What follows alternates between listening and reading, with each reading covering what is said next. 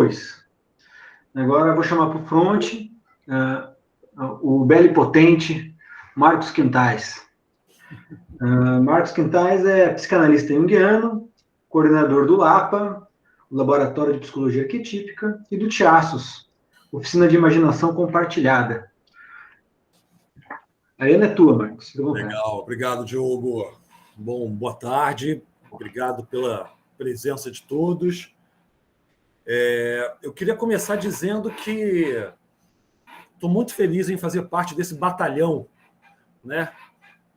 Vicente, Diogo e Cauê. Acho que a gente dá para fazer um batalhão bacana, hein? Acho que a gente pode declarar guerra a algumas estações e ir adiante.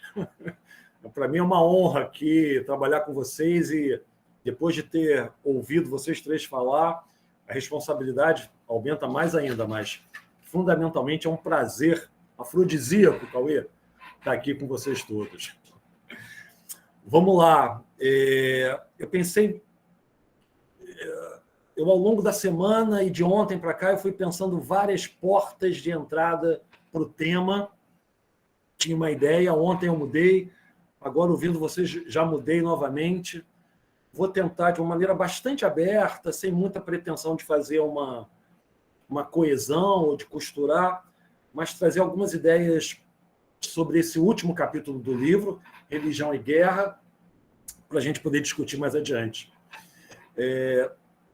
Eu queria começar com propondo uma espécie de charada biográfica sobre o Hillman, né? Que diria respeito à seguinte questão: por que exatamente no último livro que ele escreve, estou recuperando, né? O Hillman morre em 2011, esse livro é de 2004, por que o último livro do Hillman é um livro com a temática da guerra? Na biografia dele, e também, eu acho que no livro Entrevistas, ou mesmo nesse livro, ele fala do prazer da biblioteca que ele construiu com livros sobre a guerra. No livro O Terrível Amor da Guerra, nós temos 13 páginas de bibliografia, de uma temática, de livros de temática, cuja temática é a guerra e seus desdobramentos, e o Hillman tinha assim, uma coleção invejável de temas, de livros com esse tema. Mas por que é no último livro que o Hillman se revela mais confessional? Ele se revela mais afeito a poder expor publicamente sonhos que ele teve, experiências da infância, experiências, como o Vicente falou, na Marinha, com feridos da Segunda Guerra. Isso me parece importante pensar na justa medida em que a gente está falando de um autor que, ao longo de toda a sua obra, sempre questionou por demais a própria noção de biografia, o conceito de biografia.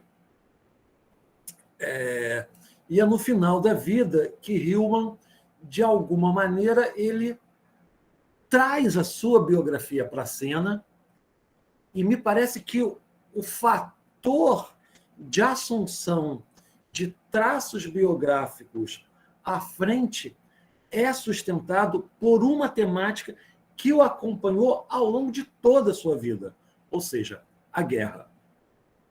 Então, qual é a minha proposta? Deveríamos ler esse livro e, a partir desse livro, reler toda a obra do Hillman. Porque vamos pensar o seguinte: ao longo dos seus 25, 26 livros, Hillman declara guerra a muitos inimigos. Alguns exemplos. No livro Revendo a Psicologia, quando Hillman estabelece os 4 verbos ou 4 atividades da alma: personificar, patologizar, ver através e dehumanizar, Hillman está declarando guerra a uma espiritualização do campo junguiano, ele está declarando guerra há uma tentativa de personalizar o campo junguiano, personificar, fazendo contraponto ao personalizar, patologizar como oposto ao espiritualizar, ver através como oposto de uma espécie de horror ao pensamento. Hillman está declarando guerra ao horror ao pensamento que ele atribuía como um traço dominante dentro do campo junguiano. Um campo junguiano muito marcado por uma espécie de sentimentalismo ingênuo. E o de-humanizar, ele declara guerra a uma psicologia do ego, que muitas vezes flertou ali na década de 70, 80, nos Estados Unidos, se apropriando do campo junguiano.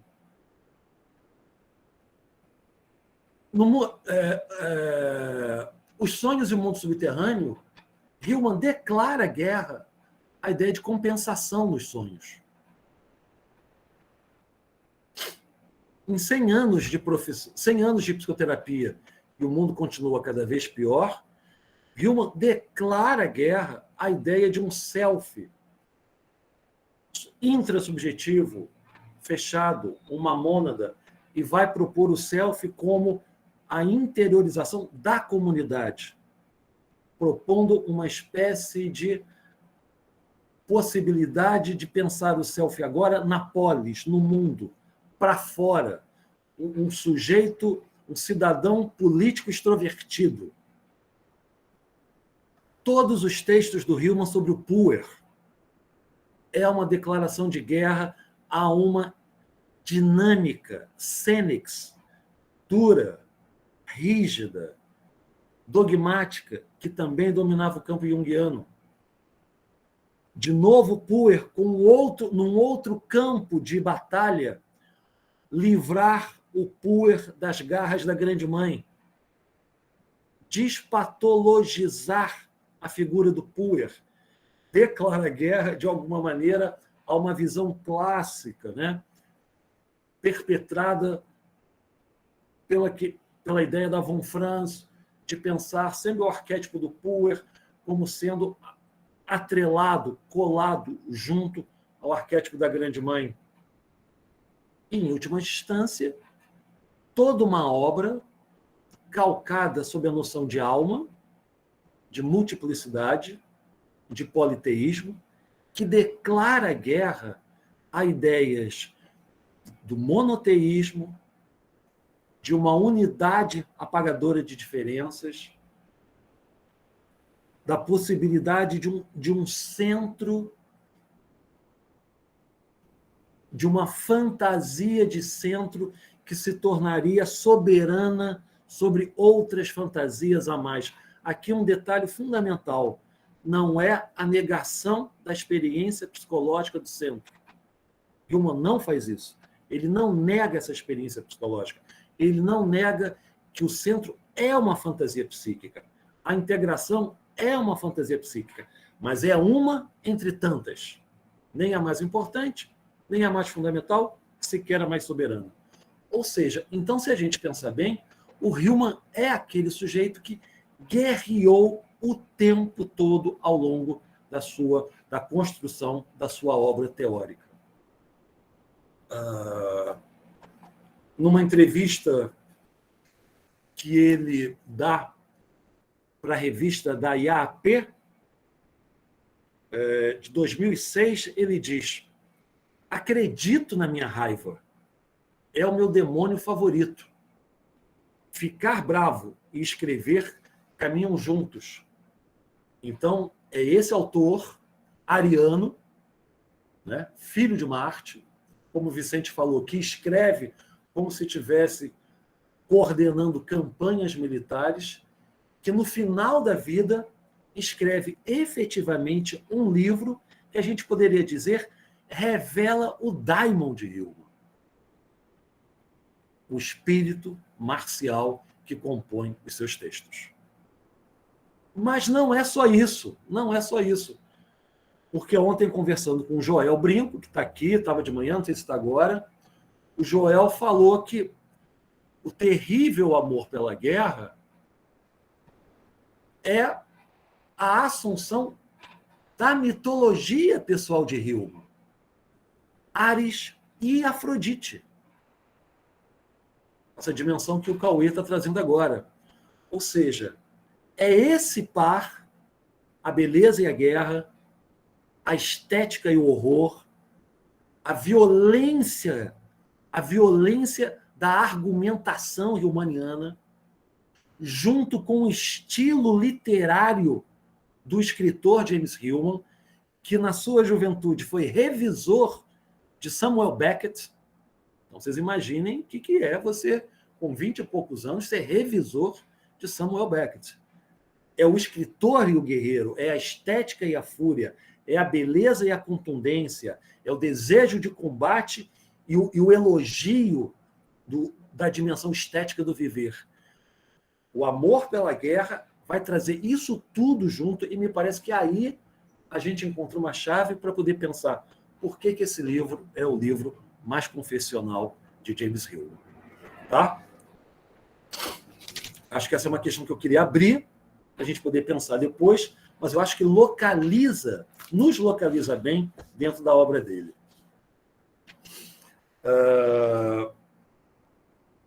O último capítulo do livro, o Hillman faz uma torção dos termos. Se o primeiro capítulo é a guerra normal, o segundo, a guerra é inumana, e a terceira, a guerra é sublime, o quarto ele vai dizer, religião é guerra. E é muito interessante essa torção, porque ele poderia dizer, guerra é religião. Ele cita uma frase de Marcel Proust, dizendo, as pessoas vivem em Deus, eu vivo na guerra. O desdobramento que Hillman propõe a partir dessa frase é que a guerra ocupa o lugar que a religião teve. A guerra hoje, no mundo secularizado, ocupa o espaço que a religião teve em épocas anteriores. A guerra traz novamente um sentimento de importância, e aí aqui o Hillman está usando importância como um conceito extraído do filósofo Alfred Whitehead, uma categoria crucial da existência. A guerra confere significado. A guerra atribui sentido. A guerra produz importância a uma vida desprovida de significação. E, nesse sentido, ele diria, há uma substituição. Se a religião não responde mais, se os ícones, símbolos, se os deuses da religião estão mortos no mundo secularizado, a nossa nova religião é a economia, o Deus que nos impera é o Deus do mercado, da economia. Os deuses da religião não respondem mais aos anseios da contemporaneidade. A guerra, a experiência da guerra, entra como aquilo que propõe ou produz naquele que é tomado por ela essa sensação religiosa de importância. Mas ele vai adiante. E ele diz, dizer que a guerra é religião é pouco. É mais interessante pensar que religião é guerra. E por que religião é guerra? Por que a estrutura religiosa possui uma estrutura marcial, de combate, de violência, de conquista, de afrontamento, de eleição, como o Vicente falou lá no início, de um inimigo a ser combatido, convertido ou conquistado. Hillman dá um passo atrás e vai primeiro fazer uma distinção que, para ele, parece fundamental e inequívoca. A separação entre mito e religião. E qual é o elemento crucial nessa distinção? Os mitos, os deuses que compõem as narrativas míticas não são deuses para serem acreditados. Não há crença na mitologia. A mitologia é um campo de narrativas literárias e não literais. Primeira distinção: o campo da narrativa mítica é o campo do texto, da perspectiva, da ficção literária. Ninguém precisa acreditar em Zeus, ninguém precisa acreditar em Afrodite, ninguém precisa acreditar em Ares, mas é sim necessário imaginá-los, poetizá-los, ficcionalizá-los, simbolizá-los, assim como os gregos fizeram. Diferentemente dessa vertente, os deuses da religião pedem àquele que os segue a sua crença. Pede àqueles que os seguem que os acredite. Tem marcações históricas, tem um texto sagrado a ser escrito e ser seguido. Ou seja, se na religião o que vale é o poder da crença na revelação divina, na mitologia o que nos interessa são os poderes estéticos dos deuses, a sua potência de criar imaginação. E, ao criar imaginação, fabricar novos mundos, produzir novas realidades. Ou, como diria Ailton Krenak, é necessário sonhar novos mundos. O sonho partidário da estrutura mítica. Você não precisa acreditar no teu sonho, mas você precisa levar a sério a imaginação onírica. Ou seja, na mitologia, nós estamos libertos de uma prerrogativa absolutamente violenta, que é a necessidade da crença. Essa crença que vai ganhar uma frase: eu acredito. Os deuses, eu vou me repetir, os deuses não estão aí para serem objetos de crença. Os deuses estão aí para serem imaginados. Quando você acredita nos deuses, o princípio arquetípico da guerra começa a se constelar. Por quê? Porque a crença é o componente psicológico essencial para a religião. A crença, como um pressuposto psicológico, como uma atitude psicológica, sustenta todo o edifício da experiência religiosa.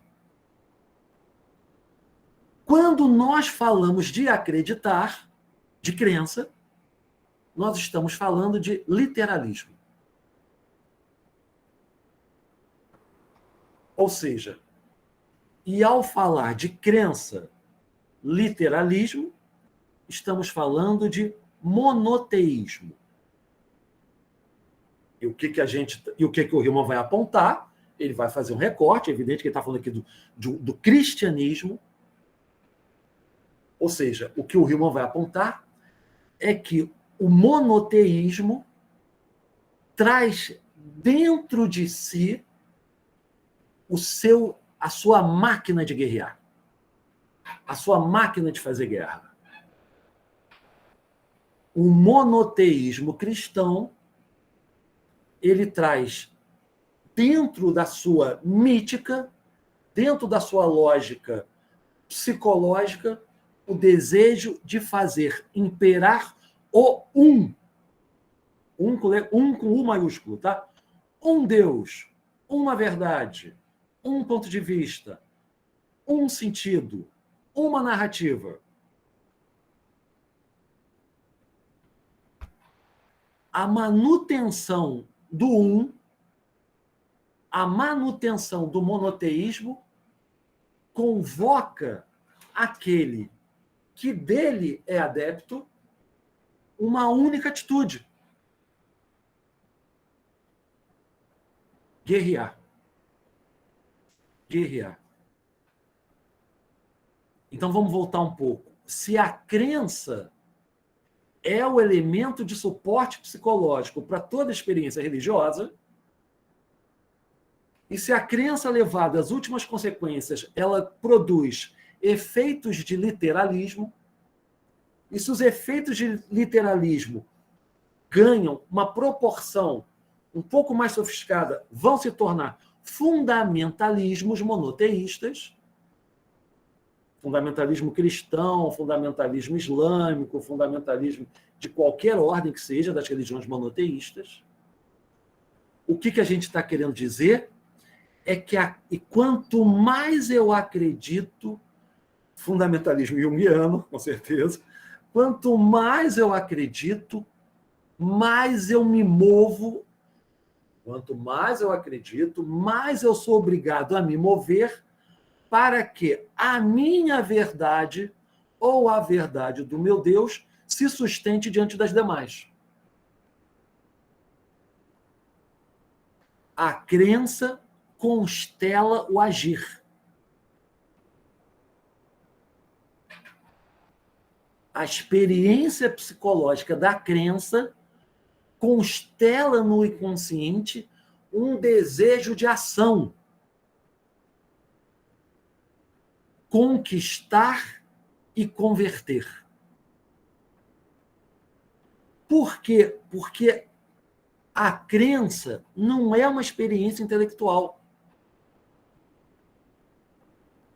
Eu não escolho o que eu vou crer. Nós atuamos nossas crenças. Nós atuamos nossas crenças porque nós acreditamos nelas.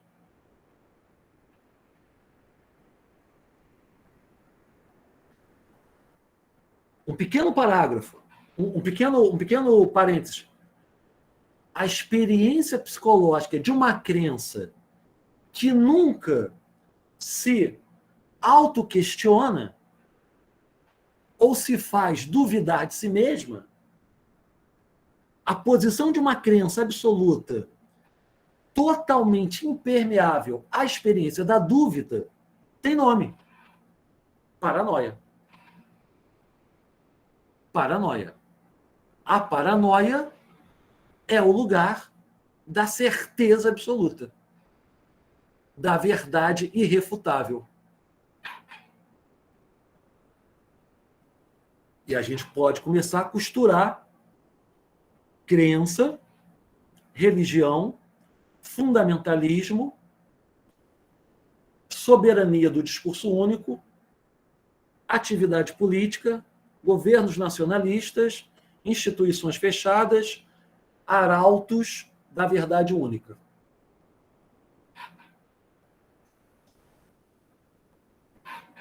Vamos tentar dizer isso de uma maneira mais arquetípica.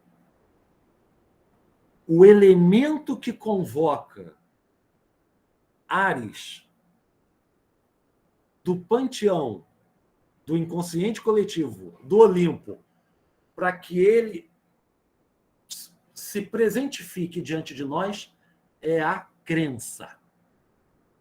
É a necessidade de acreditar. Aonde há um sujeito crente, Marte, Ares está do lado. É o seu anjo de guarda. Ares é o companheiro arquetípico dos sujeitos que acreditam.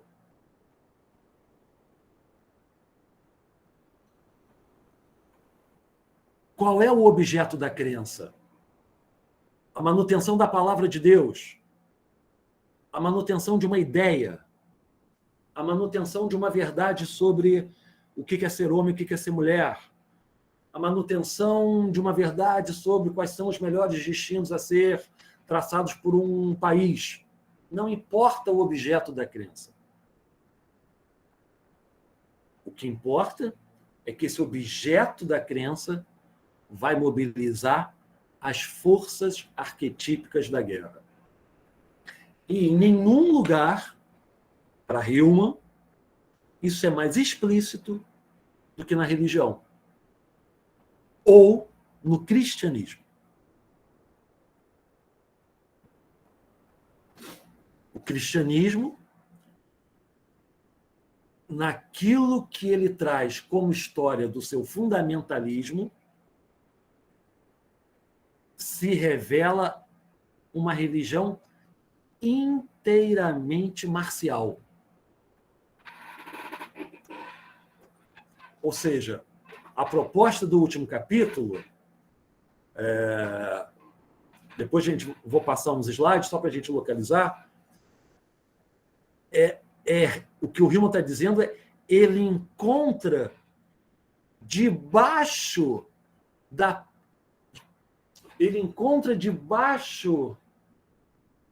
da lã branca, suave e tenra do Cordeiro de Deus a fúria sanguinolenta de Ares.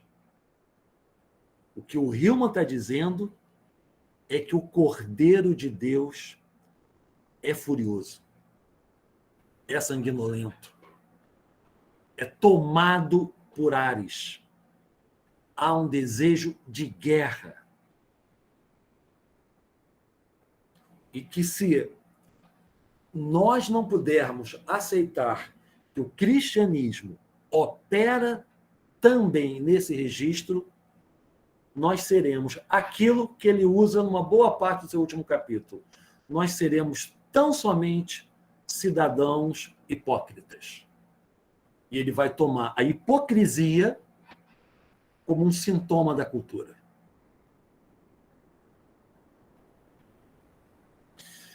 Se a gente está falando de psicologia, de uma psicologia monoteísta, do privilégio do um, né, do fundamentalismo cristão, qual será a psicopatologia da psicologia monoteísta? Ou, melhor dizendo, qual será a psicopatologia da atitude monoteísta? A intolerância com as diferenças.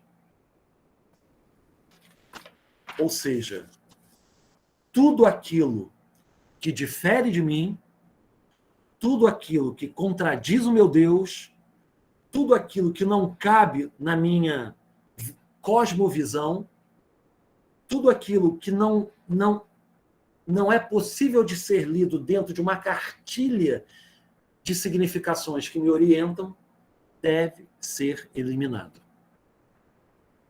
Eliminado ou convertido para a atitude fundamentalista. O múltiplo, a vivência do múltiplo, sempre será uma ameaça. Sempre será uma ameaça.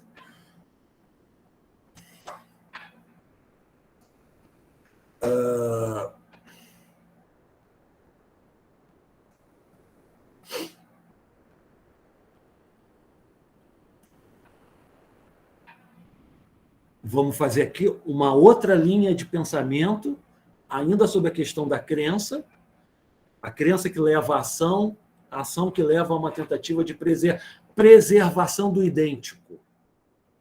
Né? A guerra é sempre uma tentativa de preservação do idêntico, do mesmo. Mas vamos pensar que a crença também se articula com o medo. A crença provoca o medo. O outro personagem mítico, Phobos. Ou seja, e nós guerreamos.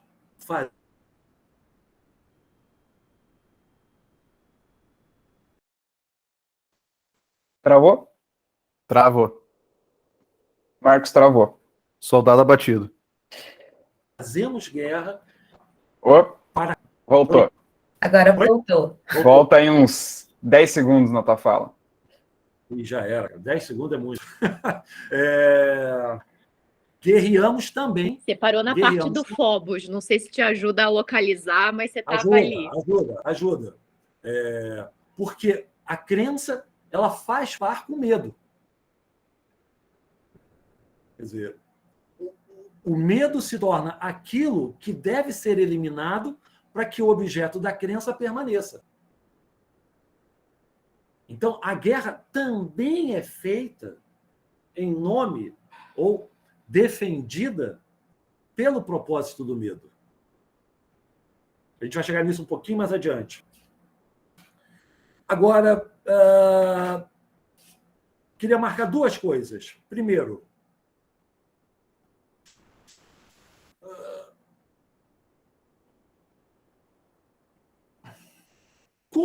como uma religião, o cristianismo, que é uma religião que se apresenta ao mundo como uma religião, como uma palavra de amor,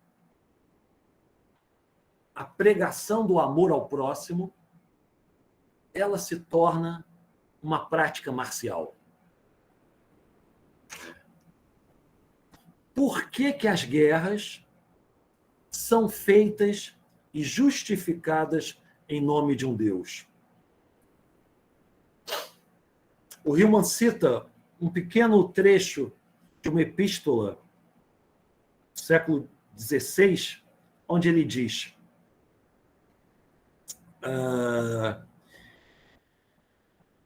enquanto você sustentar que seu Deus é a divindade suprema perfeita, todos os outros deuses serão menores. Não há várias verdades. Não há outros caminhos para o reino. A Igreja Católica Romana não renuncia à sua reivindicação de exclusividade. Ela afirma oficialmente ser a única Igreja de Deus. Sempre lembrando, sentir-se único, perceber-se único, é sempre paranoico, tá? Sempre paranoico. É somente através da Igreja Católica de Cristo que é o meio abrangente de salvação. Além disso, enquanto os outros, os menores, continuarem a praticar seus preceitos e acreditarem em um Deus diferente, eles irão exibir em sua própria existência uma negação da verdade completa de Deus. Então, é esse discurso que não admite nenhuma possibilidade de inversão ou de suspensão da sua certeza, que caracteriza toda a longa história do cristianismo na sua afirmação. Ou seja, nós estamos falando aqui de que, em nome de Deus, ou de um Deus específico, todo e qualquer horror pode ser justificado. Porque esse horror, ele está ungido pela vontade divina. Outra citação.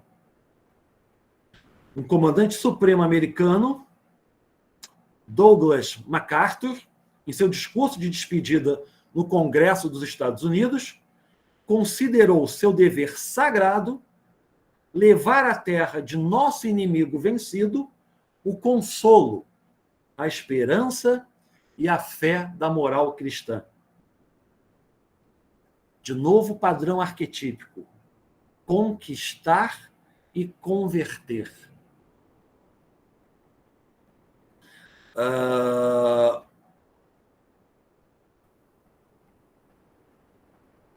Em Sarajevo, um repórter americano chamado Peter Maas, trechos do livro do Hillman, tá? Conversou sobre religião com um casal católico, querendo saber, isso no meio da Guerra de Sarajevo, que foi uma das guerras de maior número de atrocidades do século XX, né? Ele diz: como vocês podem acreditar em um Deus que permite que tais coisas aconteçam?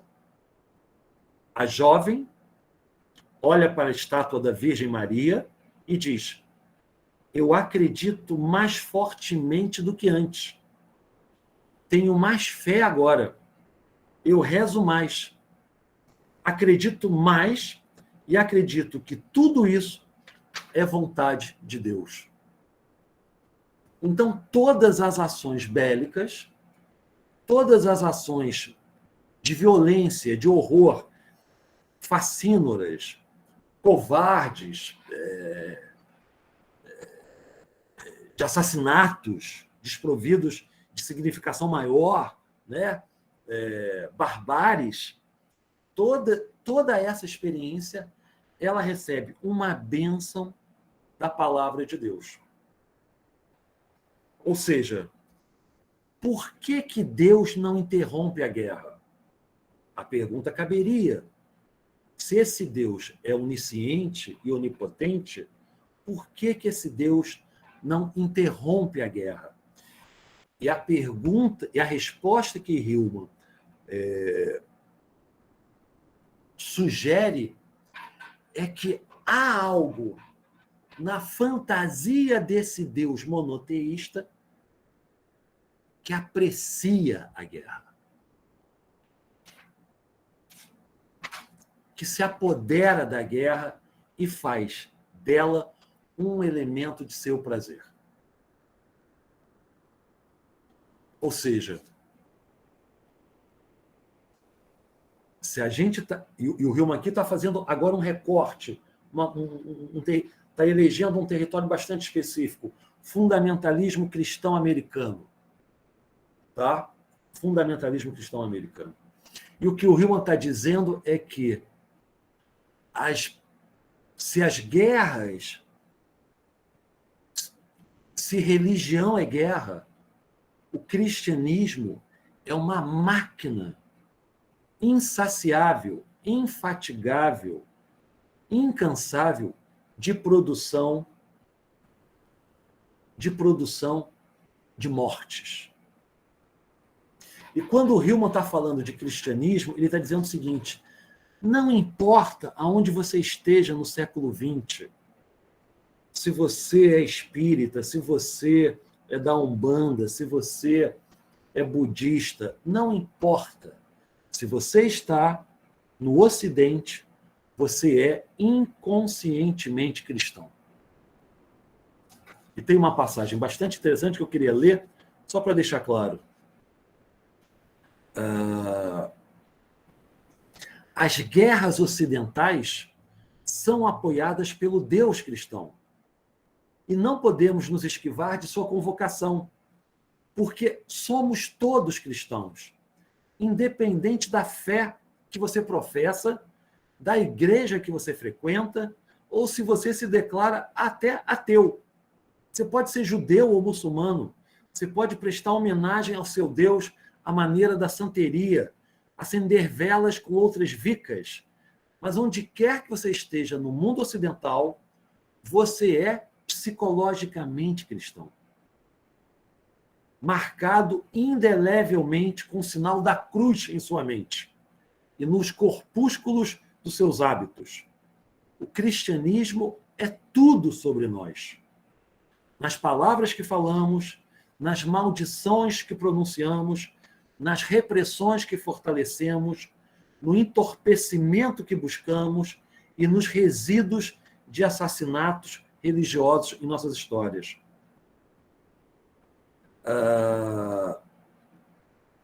Ou seja, querendo ou não, somos todos inconscientemente cristãos. E, de alguma maneira, isso nos faz pensar que esse espírito que rege a lógica marcial da guerra na religião cristã, também se encontra em nós. A gente volta à velha ideia, ou seja, debaixo do Cordeiro de Deus, o que há é uma pulsão marcial. Ares por detrás de Cristo. Ares substituindo Cristo. E aí vem a passagem de um sonho que Hillman narra quando ele estava em Zurique. Eu vou ler o sonho rapidamente para a gente poder falar disso.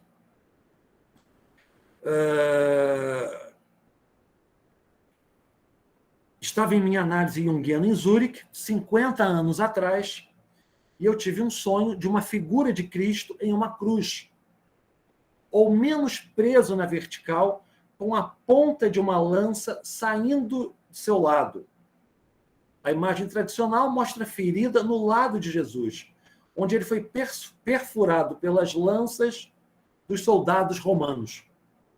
Junto com a imagem do meu sonho estava a frase do sonho: pegue o ponto de dentro. Eu era jovem, neurótico, queixava-me de uma úlcera duodenal. Eu entendi a mensagem. Eu tinha que me tornar mais introvertido, sentir as coisas mais profundamente, precisamente dentro de mim. A minha compreensão do sonho se adequava completamente à minha ideologia junguiana. Ótima frase, né? Ideologia junguiana. Da época. E a minha identificação com o servo sofredor do processo analítico. O Jesus sofredor, pregado entre todos os tipos de opostos e puxado em posições diferentes. Ouvi a frase do sonho da posição de um homem em uma cruz e errei a ponta da lança. Diz ele,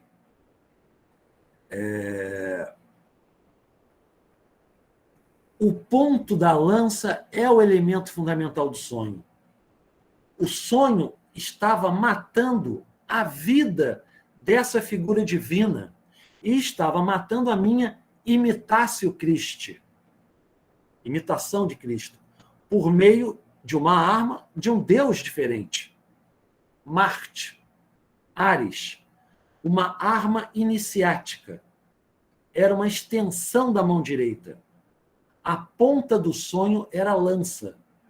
Eu estava sendo movido do culto a Jesus, como alguns junguianos então o apresentavam, para um culto a Marte.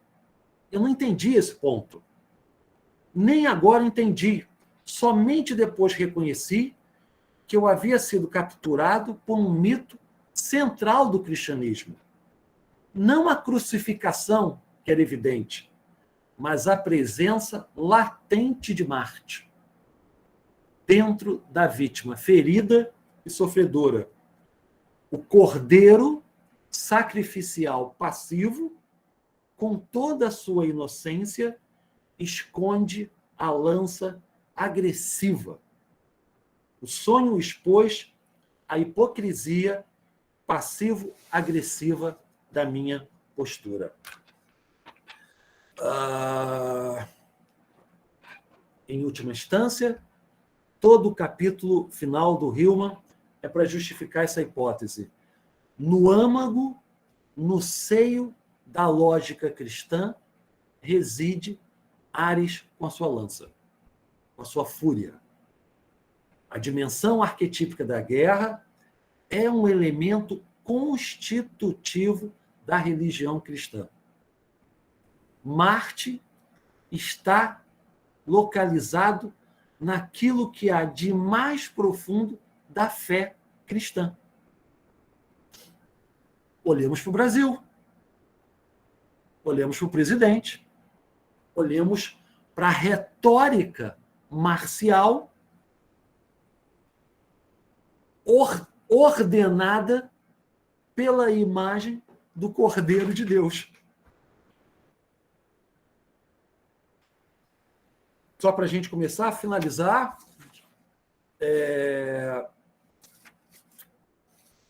eu queria apontar 2 ou 3 coisas.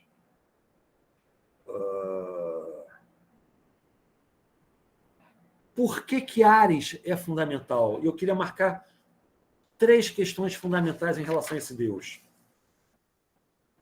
O método psicológico da psicologia arquetípica não é tentar ler o fenômeno de uma posição de exterioridade em relação a ele. Eu acho que é isso que a gente está tentando fazer hoje aqui. Ler a experiência arquetípica da guerra, ler as imagens arquetípicas da guerra de dentro, a partir da sua interioridade, a partir da sua própria retórica. E essa é uma regra básica da psicologia arquetípica. Ler o fenômeno a partir das próprias regras do fenômeno.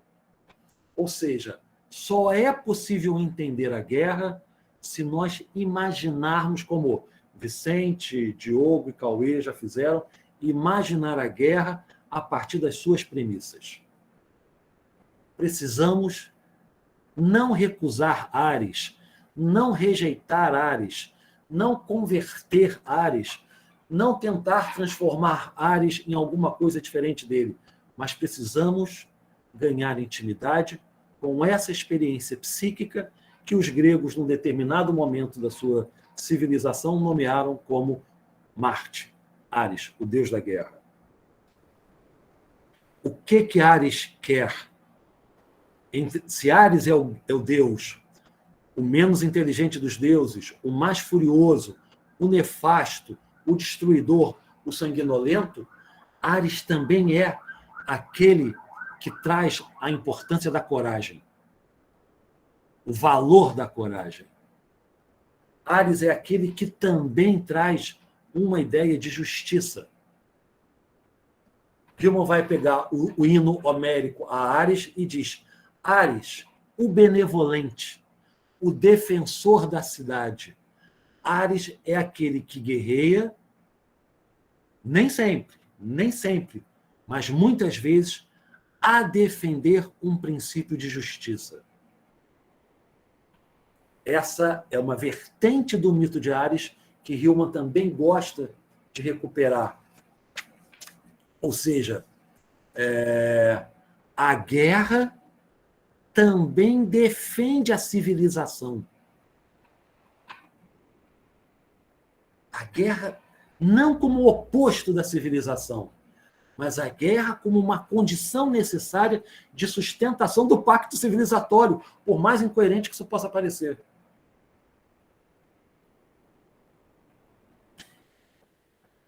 E um terceiro ponto que me parece fundamental.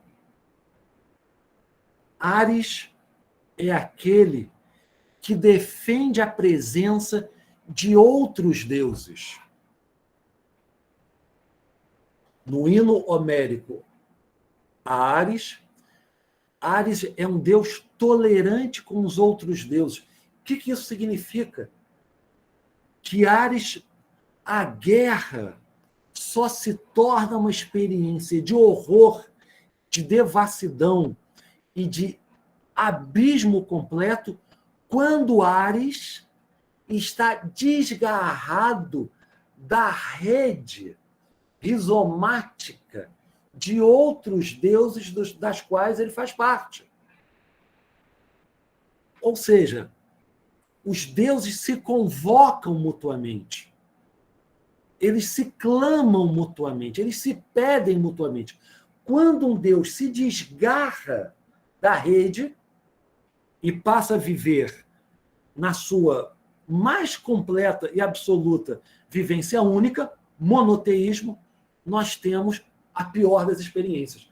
Essa é uma ideia que o Hillman já desenvolve no texto dele, A Inflação Hermética, que ele vai dizer que Hermes se desgarrou dos outros deuses, e ele repete agora no Terrível Amor pela Guerra. Quando Ares está ao lado de Afrodite, perto de Apolo, junto de Hermes, ancorado em Dionísio, sustentado por Zeus, aquilo que é diferente a ele não é imaginado como rival. Aí a gente destitui, Vicente, a fantasia do inimigo. Eles não são mais pensados como oponentes. Eles são pensados como o quê? Presenças, peças que fazem parte de um cosmo arquetípico de forças que interagem. Então temos uma diferença aqui cosmológica. Quando a tolerância divina ela está presente, os deuses se interpenetram e não mais se pensam como diferenças opostas, inimigos a serem vencidos ou oponentes a serem combatidos, mas instala-se uma posição da mais absoluta convivência com as diferenças.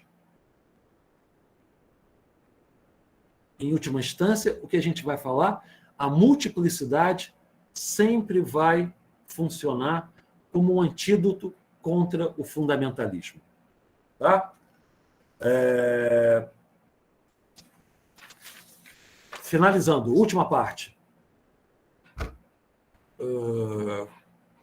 Eu ia usar o slide, não vou usar, deixa para lá. Não, deixa eu usar o slide. Pode ser? Cauê, dá para usar rapidamente? Só para a gente fechar aqui duas citações que eu acho importantes.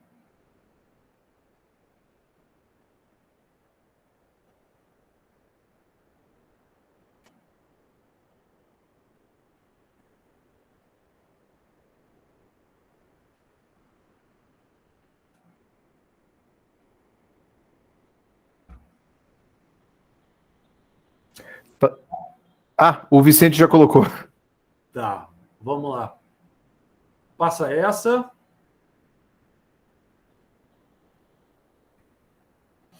Eu vou ler rapidamente, tá? É que está pequenininho aqui, vamos lá. Eu tentei expor a força não reconhecida de Ares Marte dentro do cristianismo desde seus primórdios. Tá ótimo. A verdade histórica e psicológica deve ser reconhecida. Caso contrário, a hipocrisia nas profundezas do cristianismo mantém seus crentes ignorantes da ira do Cordeiro, em que depositam sua confiança.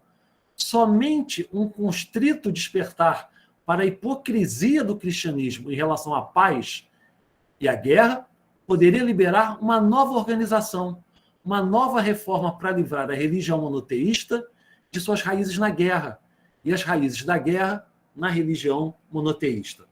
Tá? Uma espécie de resumo do que a gente apresentou. Próximo, Vicente, por favor. Pode passar essa. Não, volta essa, rapidamente. Eu não sei se vou conseguir ler. Vamos lá. A maioria dos homens, a grande maioria, na verdade, todos nós, são cristãos tingidos de lã, totalmente imersos na esperança. Somos inconscientemente convertidos à ilusão esperançosa. Mas a própria esperança se converte no que ela cobre, seu fiel companheiro noturno, o desespero. E fomos instruídos, enganosamente, apenas na metade superior desta verdade. Olhe para cima, um novo dia está chegando. Certamente alguma revelação está à mão, disse Yeats em seu grande poema profético, A Segunda Vida. Apenas para concluir, a escuridão cai novamente. O futuro da religião é o futuro da ilusão, escreveu Freud. Novo dia, novas guerras.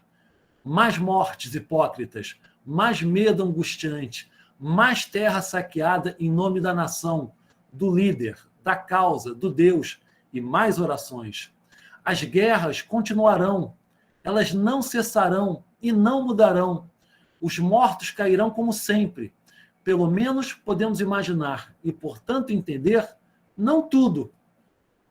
Só voltando, podemos imaginar e podemos até entender, mas não tudo. Mas o suficiente para nos afastarmos das ilusões de esperança, amor, paz e razão. Pode fechar, Vicente, por favor. Finalizando, esperança, amor, paz e razão são palavras estéreis, inócuas, improdutivas, que não têm nenhum efeito sobre a experiência arquetípica da guerra. O amor não irá nos salvar. O amor não é uma resposta. O amor não é um projeto de política pública. O amor não é uma política. E o que o Hillman diz é que o amor na guerra, o que o Hillman está dizendo é que o amor não é oposto à guerra, como Freud fala, Eros e Thanatos, mas que, pelo contrário, há amor na guerra. Mas que amor há na guerra? o amor da necrofilia, o amor do sadismo, o amor da tortura exasperante, o amor da lascívia mórbida, o amor do assassinato exuberante. Se há amor na guerra, não é o amor cristão. Então, para poder falar de amor, é necessário imaginá-lo para fora do mito cristão. Hillman já fez isso no livro sobre o Pan, onde ele diz que, em relação ao mito de Pan, Eros nada pode. Diante do estupro, Eros nada pode. Diante do horror, do pânico, do ataque de pânico, o amor nada pode. Fora do mito cristão, o amor pode muito pouco. O amor pode muito pouco fora do mito cristão. E se há amor na guerra, é um amor que deve ser imaginado. E ele é imaginado pela sua vertente mais aguda, mais visceral, mais vil. Mas nem por isso deixa de ser considerado uma experiência amorosa. Obrigado, gente. Obrigado, Marcos.